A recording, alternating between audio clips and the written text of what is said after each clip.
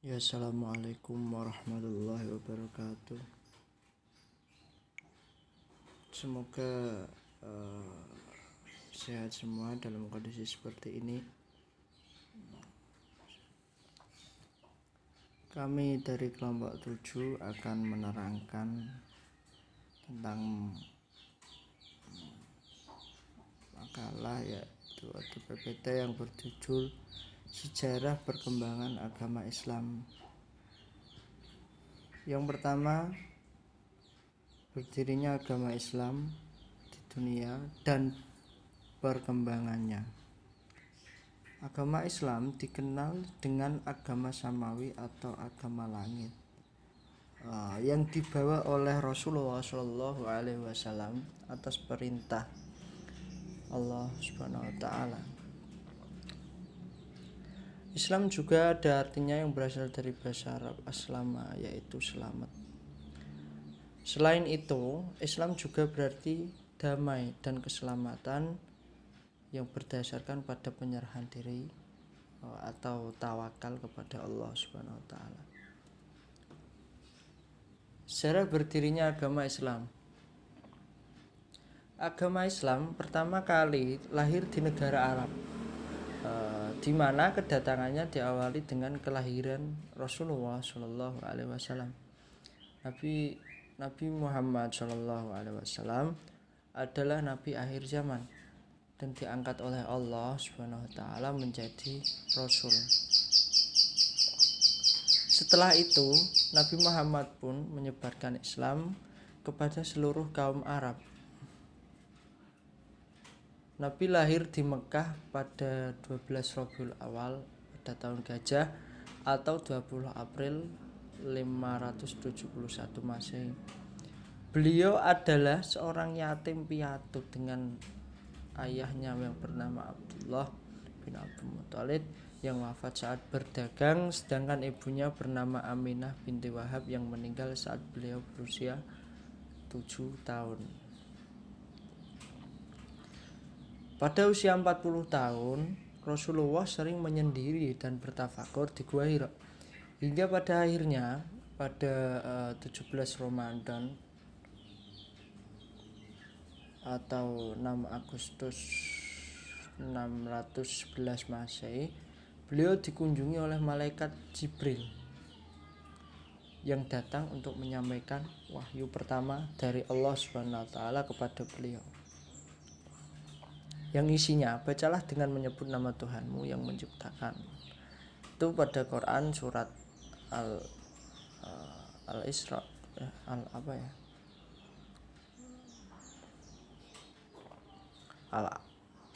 Al-Iqra 1. Dengan turunnya wahyu tersebut, Nabi Muhammad dipilih sebagai Rasulullah oleh Allah Subhanahu wa taala. Yang kedua, perjuangan Nabi Muhammad Shallallahu Alaihi Wasallam dalam menyebarkan Islam. Sebagai seorang Rasul yang terpilih, Nabi Muhammad memiliki kewajiban untuk menyebarkan agama ajaran tersebut dan mengabarkan kebenaran ke seluruh umat di dunia.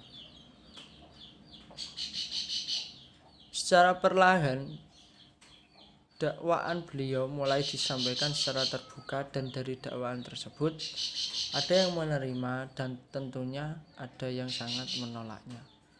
Tantangan hebat tersebut datang dari kaumnya sendiri, yaitu suku Quraisy. Adapun strategi dakwah Rasulullah Shallallahu Alaihi Wasallam sebagai berikut. Yang pertama, menanamkan iman kepada para sahabat. Yang kedua, dakwah secara bertahap. Yang ketiga, manfaatkan potensi yang ada. Itu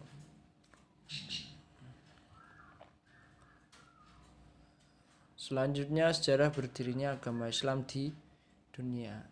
Setelah kematian Nabi Muhammad Shallallahu Alaihi Wasallam, beliau digantikan bukan dengan nabi, melainkan dengan khalifah. Ada 4 khalifah yang mengganti perjuangan Nabi Muhammad, disebut dengan khulafaur Rasyidin. Khalifah ini adalah sahabat terdekat dari Nabi Muhammad, yaitu Abu Bakar yang pertama, yang kedua Umar bin Khattab, yang ketiga Utsman bin Affan, yang keempat Ali bin Abi Thalib. Mereka berempat memiliki tugas penting, yakni untuk memastikan bahwa umat Islam tetap menjalankan perintah agama Islam yang telah diajarkan sebelumnya. Hasilnya, agama Islam telah berkembang secara luas ke seluruh dunia seperti sejarah kerajaan Campa. Setelah masa Khulafaur Rasyidin berakhir, muncullah kekaisaran Arab seperti Bani Abbasiyah, Bani Umayyah, dan kekaisaran Utsmaniyah yang menggabungkan daya dari keempat khalifah pertama Islam. Peningkatan kekuatan dinasti tersebut sejalan dengan penguatkan pengaruh agama Islam ke Eropa dan Afrika seperti sejarah berdirinya Al-Azhar. Indonesia pun telah mengenal sejarah berdirinya agama Islam sejak abad awal ke-7 Masehi atau Hijriah. Meskipun begitu, pengaruh awalnya tidak terlalu besar dengan hanya melalui perdagangan dengan para pedagang muslim yang saat itu berlayar ke Indonesia untuk berhenti beberapa waktu atau sementara saja. Peninggalan Nabi Muhammad SAW yang berupa ajaran Islam teruslah berkembang hingga sekarang dengan pengaruh yang sangat besar di Indonesia. Hal ini terus berjalan dan kerja keras Nabi Muhammad terus dihidangkan dengan baik dan jasa beliau akan diingat oleh seluruh kaum muslimin sepanjang masa. Sekian, selanjutnya akan dibacakan oleh teman saya.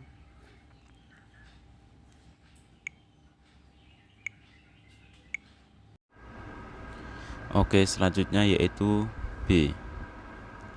Kedatangan Islam di Indonesia beserta teori-teori masuknya Islam di Indonesia. Menurut Horgounje, orang Indialah yang pertama kali membawa Islam ke Indonesia menjelang akhir abad ke-13 Masehi. Pendapat ini sekaligus menjawab dari daerah mana Islam berasal. Pendapat ini didukung oleh Van Bonkel, seorang profesor asal Belanda, dengan menunjukkan adanya pengaruh bahasa Tamil dalam bahasa Indonesia, yaitu adanya istilah lebay yang berasal dari labai atau lappai yang artinya pedagang dalam bahasa Tamil. Meski sama-sama mendukung pendapat Horgounje, O'Sullivan tidak sepakat bahwa adanya istilah bahasa Tamil di dalam bahasa Melayu menjadi alasan bahwa orang Indialah yang membawa Islam ke Indonesia. Pendapat tentang orang Indialah yang pertama kali membawa Islam ke Indonesia juga didukung oleh G.E. Marison. Namun menurutnya bukan dari Gujarat melainkan dari India Selatan, pantai Coromandel. Menurut keberadaan batu-batu nisan dari Gujarat tidak berarti Islam dari Gujarat. Di antaranya adalah alasan Marison sebagai berikut. A. Jika diyakini Islam berasal dari Gujarat, maka bagaimana dengan fakta bahwa Islam sudah berada di Indonesia sebelum Malikul Saleh mangkat, yaitu tahun 1297. Bilapun ada kemungkinan Islam telah berada di Gujarat 1297, bagaimana pula dengan temuan Marco Polo yang menyebutkan bahwa penduduk Kambai di tahun 1298 masih kafir? B. Catatan Ibnu Battuta tentang indahnya bangunan masjid yang dibangun saudagar-saudagar pendatang di Kambai pada tahun 1325 Masehi. C. Adanya jalur dagang di zaman lampau. Saudagar-saudagar Arab telah giat lalu lalang di perairan Arab dan Indonesia dengan persinggahan di Sri Lanka. Oleh karenanya, Islam sampai di Indonesia bersamaan dengan kedatangan saudara Arab ke India. D. Ditemukan Ibnu Battuta bahwa Indonesia, Asia Selatan, Asia Tenggara, dan India Utara penganut mazhab Syafi'i, sedangkan orang Gujarat adalah Sunni atau Syiah. Sedangkan Hussein Naimar, sarjana India yang berpendapat bahwa orang-orang Indialah pembawa Islam pertama ke Indonesia berdasarkan pada pandangannya bahwa adanya pengaruh India yang sudah meluas dan tertanam di Indonesia. Berbeda dengan Snok, menurutnya Islam sudah sampai ke Indonesia pada abad pertama Nabi dan bahkan mungkin ketika Nabi Muhammad SAW masih hidup. Selanjutnya yaitu teori-teori masuknya Islam ke Indonesia. Teori pertama yaitu teori Arab. Teori ini didukung oleh Carvul, Keizer, Neyman, D. Hollander, J.C. van Leur, Thomas W. Arnold, Al-Attos, Hamka, Jaja Diningrat, Muki Ali. Dan tokoh yang paling gigih mempertahankan teori ini adalah Naqib Al-Attos. Teori ini menyatakan bahwa Islam datang ke Indonesia langsung dari Arab pada abad ke-7 sampai 8 Masehi. Hamka secara tegas menyatakan Islam datang ke Indonesia pada tahun 674 Masehi, dibawa oleh pedagang-pedagang Arab. Selanjutnya yaitu teori Gujarat India. Pada para sarjana dari Belanda memegang teori bahwa asal muasal Islam di Indonesia adalah anak benua India, Gujarat dan Malabar. Teori ini dikemukakan oleh Pojnapel. Menurutnya, orang-orang Arab yang bermadzhab Syafi'i yang bermigrasi dan menetap di India yang kemudian membawa Islam ke Nusantara. Teori ini kemudian dikembangkan oleh Snok Horgonji. Menurutnya, ulama Gujarat menyebar Islam pertama di Nusantara, baru kemudian disusul orang-orang Arab. Meski tidak menyebutkan secara eksplisit daerah mana yang pertama kali didatangi Islam, tapi menurutnya abad ke-12 adalah periode yang paling mungkin permulaan penyebaran Islam di Nusantara. Selanjutnya yaitu teori Persia. Bukti yang diajukan teori ini adalah ditemukan pengaruh Persia dalam kehidupan masyarakat pada abad ke-11. Bukti-bukti tersebut mengacu pada pengaruh bahasa. Ini dapat dilihat dari bahasa Arab yang digunakan masyarakat Indonesia. Kata-kata yang berakhiran huruf ta pada kata marbutoh ketika berhenti dibaca h. Menurut Urkholis, ini menunjukkan bahwa bahasa Arab tidak langsung dari Arab tapi dari Persia. Salah seorang tokoh teori ini adalah P.A. Hussein de Jaja Diningrat. Teori ini menitikberatkan tinjuannya kepada budaya yang hidup di kalangan masyarakat Islam Indonesia memiliki kesamaan dengan India atau Gujarat. Selanjutnya, teori Cina. Menurut teori ini, Islam datang ke Indonesia dibawa oleh pedagang-pedagang Muslim Cina melalui jalur perdagangan pada abad ke-7 sampai 8 Masehi. Adapun tempat yang pertama didatangi adalah daerah Sumatera.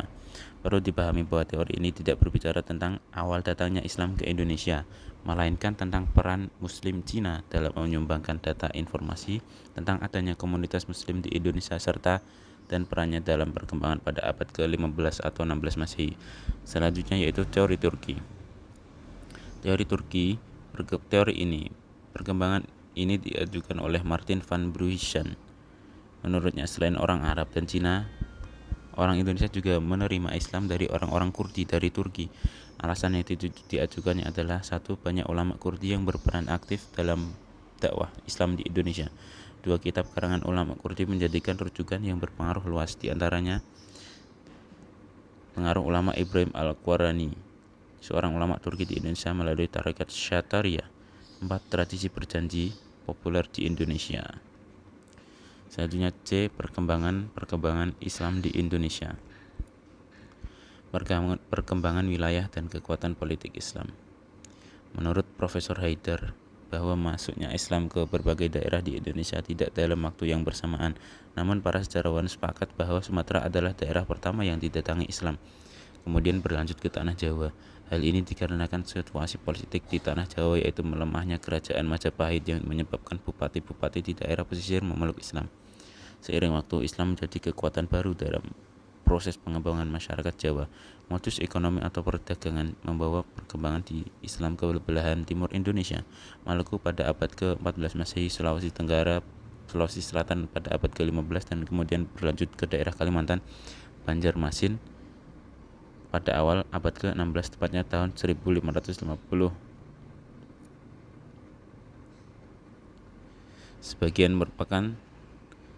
Selanjutnya yaitu sebagian yang berdiri dari sebagai kerajaan Islam. Kerajaan-kerajaan Islam tersebut adalah 1. Wilayah Sumatera.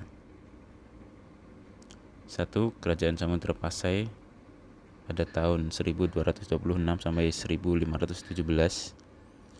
Kerajaan Indegari 1347 sampai 1145, Kerajaan Jambi 1550 sampai 1906, Kerajaan Aceh Darussalam 1641 sampai 1675, Kerajaan Palembang 1659 sampai 1823, Kerajaan Siak 1723 sampai 1946, Kerajaan Kampar 1725 sampai 1946.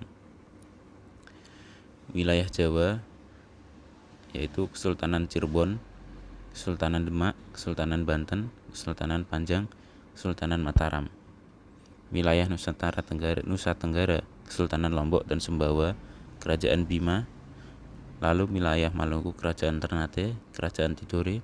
Selanjutnya wilayah Sulawesi, Kerajaan Bone, Kerajaan Wajo, Kerajaan Gorontalo. Lalu wilayah Kalimantan, Kerajaan Banjar, Kerajaan Kutai, dan Kerajaan Pontianak. Meninjau peran ulama pada masa awal perkembangan Islam. Ulama adalah aktor sentral pada masa awal perkembangan Islam. Kepribadian ulama melekat kuat pada dua sosok. Pertama yaitu saudagar yang menyebarkan Islam melalui perdagangan sekaligus pemompa detak jantung perekonomian rakyat, dan kedua pada sosok sultan yang menyebarkan Islam melalui kekuasaannya. Perkembangan Islam secara struktural atau pada level birokrasi diawali dengan masuk Islamnya para raja-raja yang kemudian diikuti oleh rakyatnya. Perpindahan agama para penguasa ini memfasilitasi percepatan perkembangan Islam secara kuantitatif, bahkan dengan masuknya Islam dalam kelompok bangsawan dan raja. Pada akhirnya mereka akan mendalami dan memahami Islam dalam komoditasnya, dan ini awal munculnya sosok sultan yang ulama. Pada sisi lain, perkembangan Islam oleh para ulama ini berjalan secara efektif dan kondusif, didukung oleh tiga aspek, yaitu: satu, kerajaan-kerajaan Hindu yang mengalami kemerosotan dan kemunduran, kemudian runtuhnya Sriwijaya, Pajajaran, dan Majapahit. Dua, jalur perdagangan yang luas secara masif diperankan oleh saudagar Muslim Arab, Muslim Cina, dan Muslim India. Tiga, ajaran Islam tentang egalitarisme yang tidak mengenal kasta seperti dalam Hindu membuat rakyat kelas bawah memilih Islam. Baik, saya akan melanjutkan pembahasan yang keempat, yaitu perkembangan Islam di Indonesia pasca kemerdekaan. Yang pertama, masa Orde Lama. Panitia Persiapan Kemerdekaan Indonesia atau disebut PPKI merupakan perwakilan daerah seluruh kepulauan Indonesia. Nah, dalam sidang PPKI ini, M. Hatta berhasil meyakinkan bahwa 7 kata dalam anak kalimat yang tercantum dalam sila pertama Pancasila yang berbunyi ketuhanan yang Maha Esa dengan kewajiban menjalankan syariat Islam bagi pemeluk-pemeluknya. Nah, dengan segala konsekuensinya dihapuskan dari konstitusi. Namun, hal yang sedikit melegakan hati para nasionalis Islam adalah keputusan tentang diadakannya Kementerian Agama yang akan menangani masalah keagamaan. Nah, meskipun Departemen Agama dibentuk, hal tersebut tidak meredakan konflik ideologi pada masa setelahnya. Nah, setelah dikeluarkannya maklumat tentang diperkenankannya mendirikan partai politik, 3 kekuatan yang sebelumnya bertikai muncul kembali, yaitu Masyumi, Partai Sosialis yang mengkristalkan falsafah hidup Marxis, dan Partai Nasionalis Indonesia yang mewadahi cara hidup nasionalis atau disebut sekuler. Nah, partai-partai yang berdiri pada saat itu dapat dikategorikan dalam 3 aliran utama ideologi yang ada. Perdebatan mengenai hasil perundangan terakhir Piagam Jakarta terus berlanjut hingga periode pasca kemerdekaan dan menjadi argumen bagi gerakan-gerakan separatis seperti Darul Islam di Jawa Barat dan juga di Sulawesi Selatan dan Aceh. Dalam Majelis Konstitusi, sejak berakhirnya pemilu 1955 yang dilaksanakan berdasarkan UUD 1950, kalangan Islam melahirkan tantangan lain bagi negara model Pancasila ini, karena tidak ada satu pihak pun yang memenuhi 2 atau 3 suara yang dibutuhkan untuk pengesahan. Soekarno akhirnya membubarkan Majelis Konstitusi dengan mengeluarkan dekret presiden. Perkembangan Islam pada masa Orde Lama ini berada pada tingkatan pengaktualisasian ajaran agama untuk dijadikan sebuah dasar dalam bernegara, sehingga pergolakan ideologi antara golongan muslim dan golongan nasionalis saling tarik ulur untuk memperjuangkan berlakunya rumusan ideologi masing-masing. Sedangkan pada masa demokrasi terpimpin, golongan Islam mendapat tekanan melalui dominasi peranan golongan komunis yang membonceng kepada pemerintah. Yang kedua, masa Orde Baru. Munculnya Orde Baru ini dianggap sebagai kemenangan bagi umat Islam karena ada andil dalam pembentukannya, sehingga umat Islam menaruh banyak harapan pada pemerintah, khususnya kesempatan untuk berkiprah di bidang politik. Namun, realitasnya hal tersebut tidak mendapat perhatian dari pemerintah rezim baru Orde Baru, karena pemerintah Orde Baru ini lebih berorientasi pada pembangunan ekonomi. Nah, hal ini semakin menguat lagi dengan adanya campur tangan pemerintah terhadap partai politik. Nah, pada awal 1970 merupakan periode penting bagi perkembangan Islam di Indonesia, menjelang diadakannya pemilihan umum pertama pada masa Orde Baru. Nah, pada bidang pendidikan Islam, pesantren merupakan institusi pendidikan keagamaan yang pertama di Indonesia. Pada awalnya, pesantren lebih merupakan lembaga keagamaan daripada lembaga pendidikan agama. Nah, seiring dengan perkembangan zaman, pesantren berkembang menjadi lembaga pendidikan agama yang mengajarkan materi keagamaan. Namun, pada perkembangan selanjutnya, pesantren mengadopsi sistem modern, sehingga pesantren tidak hanya mengajarkan ilmu keagamaan, tapi juga pelajaran umum dengan menggunakan teknologi maju.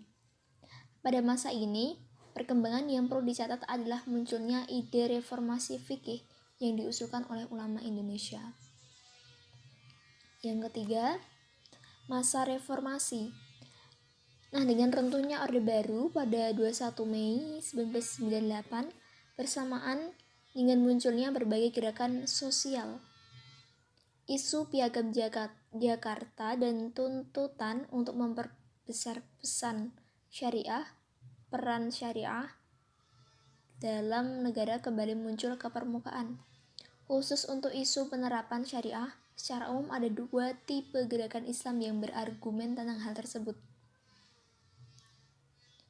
Namun perubahan struktural yang dibawa oleh pengesahan otonomi daerah menambah kerumitan situasi ini karena kebijakan tersebut memberikan ruang bagi komunitas lokal untuk menerapkan syariah di tingkat kabupaten dan provinsi tanpa memperhatikan sikap dan posisi pemerintahan pusat. Selama periode ini, sejumlah daerah di Indonesia menuntut penerapan syariat Islam secara formal. Selain Aceh yang sudah diberi hak otonomi untuk menerapkan syariat Islam, provinsi-provinsi lain juga menyampaikan tuntutan untuk menerapkan syariat Islam, sekalipun tuntutan tersebut disuarakan dari waktu ke waktu. Tidak terdapat konsep yang jelas tentang syariat yang akan diberlakukan. Nah, oleh karena itu, penerapan syariat Islam pada faktanya bukanlah masalah yang sederhana. Nah, sehingga dapat disimpulkan bahwa persoalan hubungan Islam, negara dan masyarakat yang mewarnai perkembangan Islam di Indonesia masih sangat kontroversial, seringkali bersifat simbolik yang menyelubungi persoalan politik dan sosial lainnya, tanpa adanya kejelasan sikap dan pandangan para tokohnya yang mendasari penolakan terhadap klaim dan penegasan pihak lain yang ditentangnya. Selain itu, meskipun Islam tidak pernah menjadi agama resmi negara, diskursus keislaman mempengaruhi dan dipengaruhi oleh kebijakan negara, kendati masih adanya ambivalensi di kalangan kelompok Islam tersendiri. Terima kasih.